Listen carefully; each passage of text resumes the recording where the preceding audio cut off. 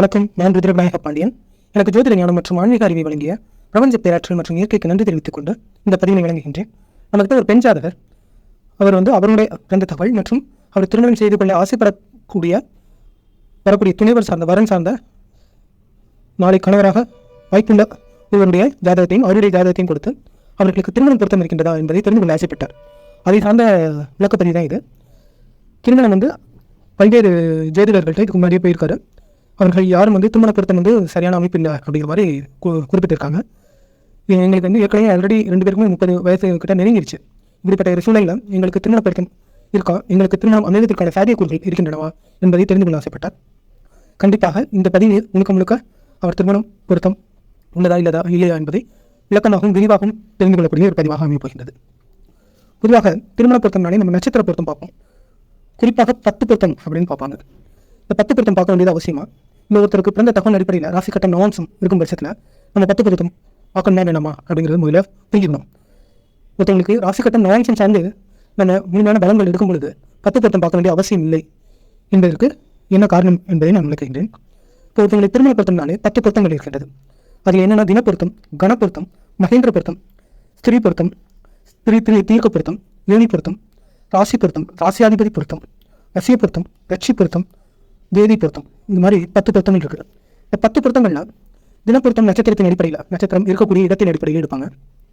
கணப்பொருத்தம் கணவன் மனைவிக்கான உறவு எப்படி இருக்கும் அப்படிங்கிற பொருத்தம். மகேந்திர பொருத்தம் திருமண வாழ்வில் மகிழ்ச்சி நிறைந்திருக்குமா என்பதை தெரிந்து கொள்வதற்காகவும். ஸ்திரீ பொருத்தம் பார்த்தீங்கன்னா வாழ்நாள் முழுவதும் கணவருடன் சேர்ந்து வாழ்வாரா என்பதை தெரிந்து கொள்வதற்கு ஸ்திரீ தீர்க்க பொருத்தம் உதவுகின்றது. ஏழி பொருத்தம் கணவன் மனைவிக்கு இருக்கக்கூடிய அந்த பாசம் அணிவு அதை வெளிக்காட்டக்கூடியதாகும். ராசி பொருத்தம் ராசியின் அடிப்படையில் இருக்கக்கூடியது, அவங்களுக்கு வம்சம் தலைத்தோங்குமா என்பதை தெரிந்து கொள்வதற்காகவும். ராசியாதிபதிங்கிறது ராசியோட அதிபதியின் அடிப்படையில் கணவன் மனைவிக்குள்ளே இருக்கக்கூடிய ஒற்றுமையை விளக்கக்கூடியதாகவும். ரசி பொருத்தங்கிறது கணவன் மனைவிக்கான கவர்ச்சி எப்படி இருக்குது அப்படிங்கிறதுக்காகவும். ரஜ்ஜி பொருத்தங்கிறது திருமணத்தில் ஏற்படக்கூடிய பிரச்சனைகள், குறிப்பாக ஆயுள், கணவன் மனைவிக்கு ஆயுள் எப்படி இருக்கக்கூடியது அப்படின்னு தெரிந்து கொள்வதற்காகவும். வேலை பொருத்தம் திருமண வாழ்க்கையில் ஏற்படக்கூடிய சிரமம் கஷ்டங்களை தெரிந்து கொள்வதற்காகவும் பார்க்கப்படுகின்றது. பொதுவாக நம்ம நவாம்சம், ராசி கட்டம், ராகுகேது அமைப்பு, செவ்வாய் அமைப்பு, 7ஆம் இட அதிபதி அமைப்பெல்லாம் பார்க்கும் பட்சத்தில் இந்த 10 பொருத்தம் தேவையில்லை என்பதற்கு நான் விளக்க கடமைப்பட்டிருக்கேன். அதை சார்ந்து இவர்களுக்கு 10 பொருத்தத்தில் இவருக்கு எப்படி செய்யுங்கிறத இவர்களுக்கு கணப்பொருத்தமும் தினப்பொருத்தமும் ஒத்துப்போல மற்ற பொருத்தங்கள்லாம் ஓரளவு சரியாக இருக்கின்றது. ஆனால் குறிப்பாக நம்ம பார்க்க வேண்டியது ஒரு 6 பொருத்தங்கள் இருக்காங்க. என்னென்னா ஏழி பொருத்தமும் ரஜ்ஜி பொருத்தமும் குறிப்பாக பார்க்கணும். அடுத்ததாக தினம், கணம் மற்றும் ராசி வேதை பொருத்தங்களை பார்க்கணும். இவர் ஆண் ஜாதகர் பிறந்தது மகம் நட்சத்திரம், பெண் ஜாதகர் அஸ்வினி நட்சத்திரத்தில் பிறந்திருக்கின்றார். குறிப்பாக நான் என்ன சொன்னேன், ஏழி பொருத்தமும் ரஜ்ஜி பொருத்தமும் பார்க்கணும்னு சொன்னேன். ஏழி பொருத்தம் என்ன பார்த்தீங்கன்னா அவர்களுடைய நட்சத்திரத்துக்கான விலங்குன்னு குறிப்பிட்டிருப்பாங்க. தெரியுங்களா? இப்போ ஒருத்தவங்களுக்கு எலி வருது, இன்னொரு நட்சத்திரத்துக்கு பூனை இருக்குது. எலியும் பூனையும் செய்கிறப்ப ஒரு பேட்டர்ன் கேம் தான். அங்கே இப்போ பிரச்சனை இருந்துகிட்டே இருக்கும். அவர்களுக்கான ஒரு அன்பு பாசம் இருக்காது அப்படிங்கிறத குறிக்கக்கூடியது தான் அந்த விலங்கு சார்ந்த பொருத்தம். இந்த ஏழி பொருத்தங்கிறது தான் அவங்களோட அன்பு, பிரிதல், பாசம், நெருக்கம், இணைவு இதெல்லாம் குறிக்கக்கூடியதாக இருக்கும். இப்போ ஏழி பொருத்தத்தின் அடிப்படையில் ஆண் ஜாதகருக்கு மகம் நட்சத்திரத்துக்கு எலியும், பெண் ஜாதகருக்கு அஸ்வினி நட்சத்திரத்துக்கு குதிரையும் வருகின்றது. அதனால் ஏழி பொருத்தம் அவர்களுக்கு ஒத்துப்போகக்கூடிய அமைப்பு இருக்குது. அடுத்ததாக பார்த்தீங்கன்னா கணப்பொருத்தம் பார்க்குறப்ப கணப்பொருத்தம் ஆண் ஜாதகருக்கு ராட்சசனாகவும் பெண் ஜாதகருக்கு தேவனாகவும் வரக்கூடிய அமைப்பு இருக்குது. அது வரலும் ஒத்துப்போகாத அமைப்பு இருக்குது. மெயினாக 2 பொருத்தங்கள் பார்க்கணும், ஏணி பொருத்தம் மற்றும் ரஜ்ஜி பொருத்தம். இந்த ரஜ்ஜி பொருத்தம் தான் மிக முக்கியமான பொருத்தம். ஏன்னா ஒருத்தருடைய ஆயுளை தீர்மானிக்கக்கூடியது தான் இந்த ரஜ்ஜி பொருத்தமாக இருக்கும். ரஜ்ஜி பொருத்தம் இல்லைன்னா அவருடைய ஆயுள் நீண்ட காலமாக இருக்குமா, கணவரோ மனைவிக்கோ இல்லாத பட்சத்தில் அவங்களோட திருமண வாழ்க்கை உறவு என்பது அர்த்தம் இல்லாத ஒன்றாக மாறிவிடும். இப்போ ரஜ்ஜி பொருத்தத்தில் 5 வகையான அமைப்புகள் உள்ளன. ஒரு சிரஜு ரஜ்ஜ பொருத்தம், சிரசு ரஜ்ஜி பொருத்தம். சிரசுன்னா தலையை குறிக்கக்கூடியது. அடுத்து கண்ட ரஜ்ஜி பொருத்தம், அது கழுத்தை குறிக்கக்கூடியது. உதர ரஜ்ஜி பொருத்தம் வயிற்றை குறிக்கக்கூடியது. ஊரி ரஜ்ஜி பொருத்தம் தரைப்பகுதியையும், பாத ரஜ்ஜி பொருத்தம் கால் பகுதியையும் 5 வகை உள்ளன. இந்த ரஜ்ஜி பொருத்தத்தில் மட்டுமே 5 வகை உள்ளன. இதில் சிரசுங்கிறது மிருக சிரசம், சித்திரை, அவிட்டம் இதெல்லாம் குறிக்கக்கூடியது. இது ஆண் ஜாதகர் ஆண் தலைவன் அவர் அவரோட வாழ்நாளை குறிக்கக்கூடியதாக இருக்கும். அடுத்ததாக கண்ட ரஜ்ஜி அப்படின்னு சொல்லுவாங்க. கண்ட ரஜ்ஜினா மாங்கல்யம் அணியக்கூடிய பெண்களை குறிக்கக்கூடியதாக இருக்கும். அவருடைய கழுத்து பகுதியில் தானே மாங்கல்யம் அணிகிறாங்க. அந்த கழுத்து பகுதி சார்ந்த ஆயுள் அமைப்பை குறிக்கக்கூடியது. இதிலே 2 இருக்கு, ஏறுமுகம், இறங்கு முகம்னு, ஆரோகணம், அவரோகணம் அப்படிங்கிற மாதிரி 2 விதமான அமைப்பு இருக்குது. அதில் வேகினி, அஸ்தம், திருவணம் இதெல்லாம் ஆரோகணம் கொண்ட கண்டரஜுவாகும். திருவாதிரை, சுவாதி, சதயம் இதெல்லாம் அவரோகணம் தன்மை பருந்திய கண்டரஜு பொருத்தம், கண்டரஜுக்கள். அடுத்ததாக உதரரஜு சார்ந்த நட்சத்திரங்கள் என்ன அப்படின்னு பார்க்கலாம். உத்தர ரஜ்ஜுங்கிறது நம்மளோட வயிற்று பகுதியை குறிக்கக்கூடியது. அதாவது ஒருத்தவங்களோட வாரிசு, அவங்களோட குழந்தை பாக்கியம், குழந்தைகளுக்கு ஆயுள், இது போன்ற அமைப்புகளை குறிக்கக்கூடியது. கார்த்திகை, உத்திராடம் இதெல்லாம் வந்து ஆரோகணம் தன்மை கொண்ட நட்சத்திரங்களாகவும், புனர்பூசம், விசாகம், பூரட்டாதி இவையெல்லாம் அவரோகணம் தன்மை கொண்ட நட்சத்திரங்களாகவும் உள்ளன. அடுத்ததாக ஊரு ரஜ்ஜு படைப்பகுதியை குறிக்கக்கூடியது. சைவம், செத்துக்களை அது சரியாக இல்லாத பட்சத்தில் இழக்கக்கூடிய தன்மை நேரிடும். பரணி, பூராடும் இதெல்லாம் ஆரோகணம் தன்மை கொண்ட, ஏறுமுகம் தன்மை கொண்ட நட்சத்திரங்கள். பூசம், மனுஷம், முத்தட்டாதி இவையெல்லாம் அவரோகணம் தன்மை கொண்டது. இறுதியாக பாதரஜ்ஜு நம் பாதத்தை குறிக்கக்கூடியது. அதாவது இருக்கும் இடத்திற்கு ஏற்படக்கூடிய ஆபத்து. இப்படிப்பட்டவர்களாம் பிரிவு இருக்கும், ஓடி போயிடுவாங்க, சமயாச வாழ்க்கை விரும்புவாங்க. இது போன்ற அமைப்புகள் பாதரஜ்ஜு நட்சத்திரங்கள் குறிக்கும். இதில் வந்து அஸ்வினி, மகன், மூலம் வந்து ஆரோகணம் தன்மை கொண்டதாகவும், ஆயுள்யம், கேட்டை, இருபது எல்லாம் அவரோகணம் தன்மை கொண்ட நட்சத்திரங்களாகவும் உள்ளன. இந்த இதில் வந்து இந்த ரஜ்ஜு பொருத்தம் பார்க்குறப்ப இது வந்து நட்சத்திர தன்மைகளை பார்த்துட்டோம்.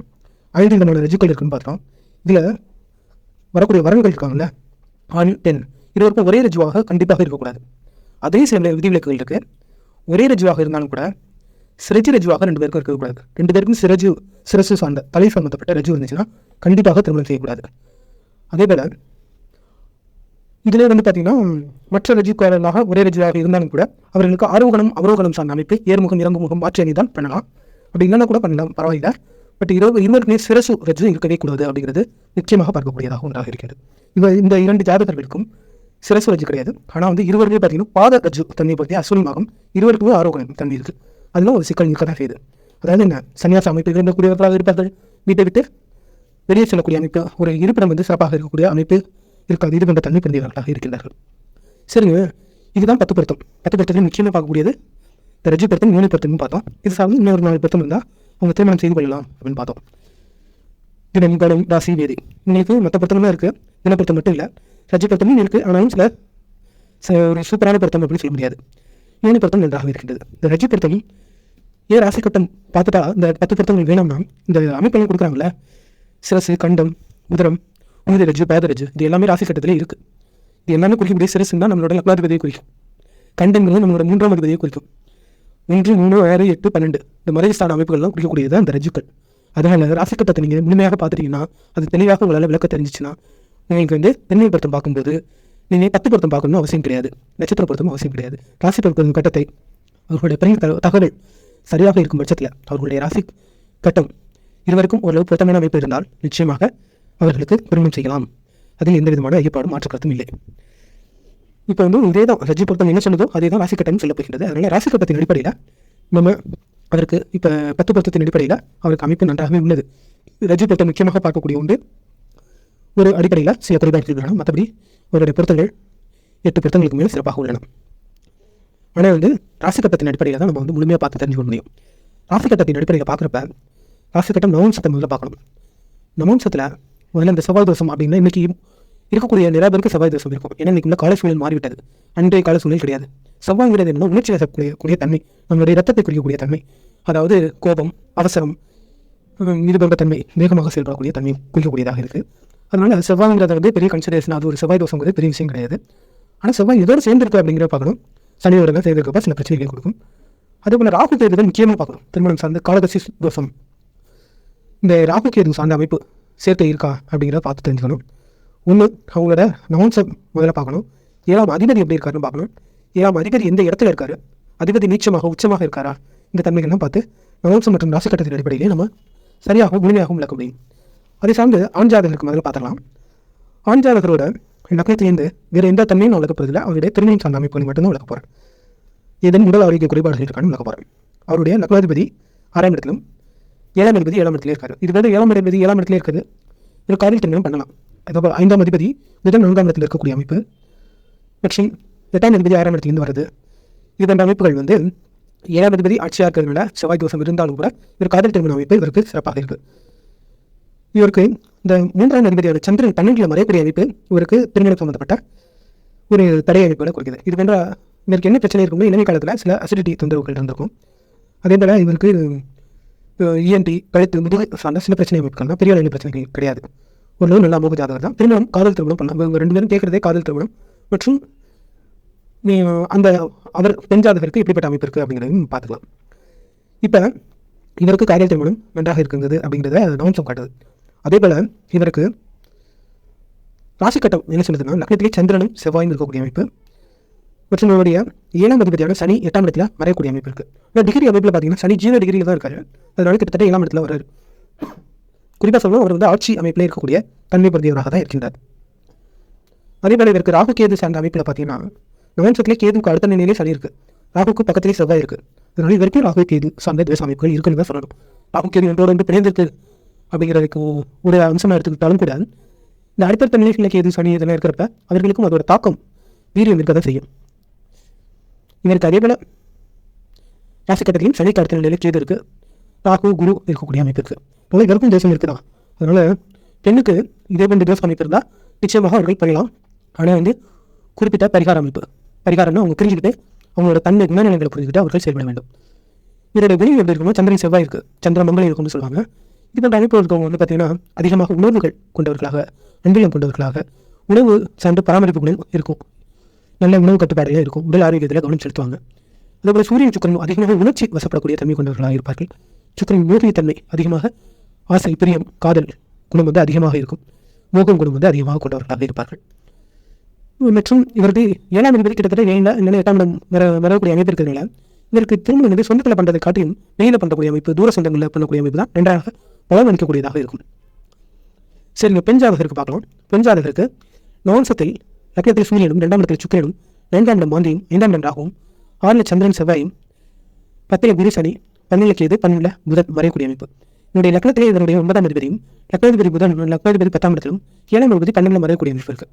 இது வந்து திருமண அமைப்பில் இருக்கக்கூடிய சிக்கலை பிரச்சனை கிடையாது. இதுக்கு மாதிரி அமைப்பு வந்து திருமணமே பண்ணக்கூடாது அப்படிலாம் கிடையாது. கொஞ்சம் தள்ளி இருக்கக்கூடிய இவங்க வந்து இருக்கக்கூடிய தூரமே டிஸ்டன்ஸ் அதிகமாக தான் இருக்காங்க. அதாவது வெளி மாநிலம், வெளி ஊர், ரொம்ப தூர சொந்தம், வெளிநாடு சார்ந்த அமைப்பு, இல்லைனா வேற்று மதம், காதல் அமைப்பு, வேற்று இனம் சார்ந்த அமைப்பு, இல்லைனா தொழில், வர்த்தகம், வணிக வளாகம், அதிகமாக சொத்துடத்தில் வைத்திருக்கக்கூடியவர்கள், இது போன்ற அமைப்புகள் வந்து இவருக்கு சரியாக மேட்ச் ஆகும். அரசியல் தொடர்பு இருக்கக்கூடியவங்க, நல்லா முதலீடு PhD படித்தவங்க, நல்ல கல்வி அமைப்பில் சிறந்து விளங்கக்கூடிய புதன்றதுனால கல்வி அமைப்பில் சிறந்து விளங்கக்கூடியவர்கள், இது வந்து உயர்நிலை சார்ந்த அமைப்பை போன்றவர்களுக்கு இவருடைய திருமணம் ஒத்துப்போகும் அமைப்பை சுட்டி காட்டுகின்றது. இதே ராசிக்கட்டம் என்ன சொல்லுதுன்னா, இந்த ராசிக்கட்டத்தில் லக்னத்திலே குரு ஆட்சியாகும், 4ஆம் இடத்துல சனியும் கேதுவும், 5ஆம் இடத்துல சந்திரனும், 9ல் செவ்வாயும், 10ல் வந்து சுக்கிரனும் ராகுவும், 17ல் வந்து சூரியனும் மாந்தியும். சனி கேது இருக்கு பாருங்க, அவருக்கும் சனி கேது கிட்டத்தட்ட நெருக்கமான அமைப்பு இருந்துச்சுன்னு பார்த்தோம். சனி கேது இருக்கு, சுக்கிரன் ராகு இருக்கு, ராகு கேது தோஷம் இருக்கு அப்படின்னு தெரிஞ்சுக்க முடியுது. இவர்களுக்கு என்னென்னா அதிகமான ஆசை, கற்பனை எண்ணம், ஒரு வேட்கை குணம் இருக்கும், பெரிய பெரிய இலக்கு லட்சியங்களுக்கு செயல்படக்கூடியவர்களாக இருப்பார்கள். அதேபோல இவருடைய 9ஆம் அதிபதி நீச்சமாக இருக்காரு 11ல், இவருடைய 7ஆம் அதிபதி 11லேருந்து வர்றாரு. அதே தான் இவருக்கு 7ஆம் அதிபதிங்கிறது நான் முன்பே குறிப்பிட்ட திருமண அமைப்பு தான் இவருக்கு செட் ஆகும், பாசிபிலிட்டிஸ் நன்றாக இருக்கும்.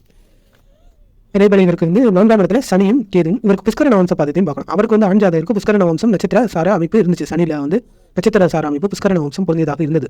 அதேபோல பெண் ஜாதகருக்கும் பார்த்தீங்கன்னா புஷ்கர சார நவம்சம் வந்து கிட்டத்தட்ட 3 புஷ்கர நவம்ச நட்சத்திர சார அமைப்பை பெற்றிருக்கின்றார். லக்னம் மற்றும் சனி, புதன் போன்ற அமைப்புகள் நட்சத்திர சார அமைப்பை பெற்றிருக்கின்றன. இதன் அடிப்படையில் பார்த்தீங்கன்னா இதற்கு குடும்பம் நல்லா இருக்குது, தாய் சார்ந்த அமைப்பு நன்றாக இருக்கின்றது, தாயோட ஆரோக்கியம் சற்று கவனம் சனி வக்கரமாக இருக்குது. அதனால் வந்து நிச்சயமாக இவருக்கு வந்து நல்ல ஒரு அமைப்பு ஏற்படும். இவர்கள் இருவரும் திருமணம் செய்து கொண்டால் எந்த பிரச்சனையும் இல்லை. ஆனால் இவர்கள் இருவருக்குமே இந்த ராகு கேது சம்பந்தப்பட்ட தோஷ அமைப்பு இருக்குது. அதை புரிந்து கொண்டு செயல்படுவது மிக மிக நன்மை பயக்கக்கூடிய அமைப்பாக இருக்கும். அதேபோல் ராகு கேது சார்ந்த சில பரிகார அமைப்புகள், அது சார்ந்த வழிபாடுகள் செய்யும் பட்சத்தில் அதை நிவர்த்தி செய்ய முடியும். போல இவர்களுடைய குணநலங்களே பார்த்தீங்கன்னா உயர் இலக்குகள் லட்சியங்கள் பொருந்தி இருப்பதனால மன சஞ்சலம்லாம் அதிகமாக இருக்கும். அதனால வந்து அதை வந்து சனி கேதுலாம் சேர்ந்திருக்கப்ப ஒரு இன்வெஸ்டிகேட்டிவ் மைண்ட் இருக்கும். அடுத்தவர்களுடைய மனதை ஸ்டடி பண்ணக்கூடிய தன்மை இருக்கும். அடுத்தவர்கள் என்ன நினைக்கிறார்கள் அதை பெருத்து தன்னை மேம்படுத்தி தன்னை அர்ப்பணிக்கக்கூடிய தன்மையை கொடுக்கக்கூடியது அந்த சனி கேது. அதனால இவங்க வந்து பார்த்தீங்கன்னா போலீஸ் டிபார்ட்மெண்ட், பாதுகாப்புத்துறை, ரா டிபார்ட்மெண்ட், இன்டெலிஜென்ஸ், மருத்துவத்துறை, அரசியல், இன்வெஸ்டிகேட்டிவ், ஜேர்னலிசம், இது போன்ற அமைப்புகளில் மிக மிக சிறப்பாக லா, சட்டம், இந்த ஜட்ஜு, இது போன்ற அமைப்புகள்லாம் பிற இயக்குனர், திரைத்துறை, இது போன்று அதிகமாக கற்பனை பண்ணக்கூடிய தன்மை பெற்றவர்களாக இருப்பார்கள் பாருங்க. ஆனால் அது போன்ற டிபார்ட்மெண்ட் பண்ணுறது நல்லா இருக்கும். அதே திருமணம் சார்ந்த அமைப்புன்னு வரப்போ ஒரு கணவன் மனைவி சார்ந்த ஒரு சந்தேகம், பிளவுகள் இதற்கு சாத்தியக்கூறுகள் இருக்க கொடுக்கும். அதை புரிந்து கொண்டு இருவருக்குமே தோஷம் இருக்குது, இருவருக்குமே ஒரு விதமான பெருத்தம் இருக்குது, தேசம் சார்ந்த பெருத்தம் இருக்குது. அதை புரிந்து கொண்டு இருவரும் செயல்படும் இடத்தில் இவர்களுக்கான வாழ்க்கை அமோகமான உயர் பொருளாதார முன்னேற்றம் சார்ந்த ஒரு உயர்ந்த நிலையில், உன்னதமான ஒரு நிலையில் வாழக்கூடிய சிறப்பான ஜாதக அமைப்பு தான் இவர்களுக்கு இருக்குது. இதுதான் இவர்களுடைய ஜாதகம் தொடர்பாக, திருமண பொருத்தம் தொடர்பாக நான் கொடுக்கக்கூடிய விளக்கம். மீண்டும் இது போன்ற ஜாதகம் சார்ந்த விளக்கத்தை உங்களை விரைவில் சந்திக்கின்றேன். புதிய காலமெல்லாம் புகழோடு வாழ்ந்திருவீர். வையகம் செழிக்க வாழ்க வளமுடன்.